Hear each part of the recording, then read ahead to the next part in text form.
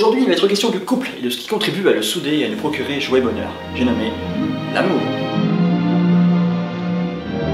Quand on flash sur quelqu'un la première fois, il faut bien reconnaître qu'on ne s'attarde en général que sur une infime partie de la personnalité et du physique de l'autre. Physiquement, selon qu'on soit un homme ou une femme, on scotchera plus spécialement sur les yeux, le sourire, les cheveux, la poitrine, les fesses ou encore la carrure, les muscles et j'en passe. Côté personnalité, même topo, on pourra se focaliser davantage sur la voix, ou le tempérament, qu'il soit serein ou volcanique, ou encore le look.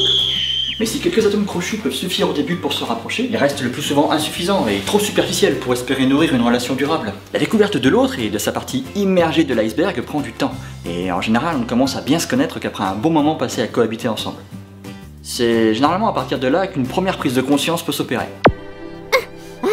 Mon amour, ça va bientôt faire 3 mois qu'on est ensemble et je me disais qu'on pourrait peut-être penser à se marier. Qu'est-ce que tu en dis? Ouais, bon écoute, ça va, te fatigue pas, j'ai compris, hein. Espèce de pauvre type, t'aurais mieux fait de rester chez ta mère.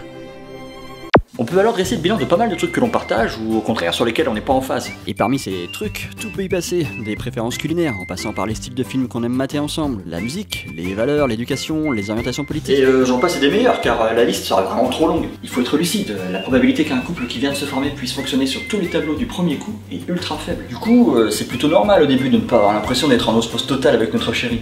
Pour autant, c'est clairement pas une raison pour se séparer trop prématurément. Ne serait-ce que parce que vouloir à tout prix trouver du premier coup la perle rare peut se révéler une quête sans fin. Je pense qu'on a trop souvent tendance à se comparer à de simples figures géométriques qui seraient condamnées à trouver la moitié qui leur correspond parfaitement.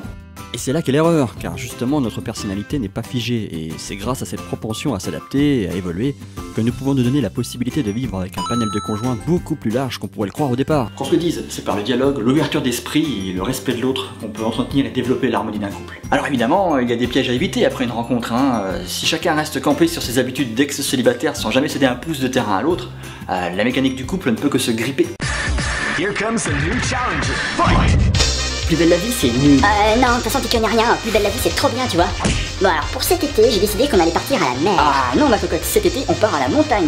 Ça dirait pas ce soir, genre, qu'on essaye de ensemble les doigts et je sais pas ce que t'en penses, quoi. Non, mais tu m'as bien regardé, tu m'as prise pour une actrice porno ou quoi, là? De toute façon, une pie, c'est noir et blanc. Hein. N'importe quoi. Une pie, c'est blanc et noir. La lumière fondue, clairement, c'est la bourguignonne, quoi. N'importe quoi. Tu veux dire la savoyarde, ouais. En fait, je te préviens, hein, ce week-end, moi, je me fais une session VTT avec mes potes, hein, donc on prévoit rien d'autre. Hein. Ah oui, mais non, parce que je te rappelle que ce week-end, on avait prévu d'aller manger chez ma mère. Oh non. Tiens, je me disais que ce soir, ce serait sympa si on allait au cinéma ensemble. Bah, ouais, pourquoi pas. Ah oui, mais non, ce soir, il y a Joséphine Ange Gardien qui passe à la télé. Non, là, y a pas moyen. Par fierté, orgueil ou plus simplement bêtise, certains peuvent s'entretenir dans ce genre de relation de couple toute leur vie. Un beau gâchis, et finalement beaucoup de souffrance affective à l'arrivée, quand on sait combien un peu de diplomatie et de compréhension peuvent transcender une relation amoureuse. Bâtir un couple prend du temps, et il peut parfois être émaillé de clash, mais échafauder un projet de vie à deux renforce l'attachement et la valeur qu'on porte à l'autre. S'adapter, partager et se nourrir de sa moitié restent les meilleurs moyens pour accéder ensemble au bonheur.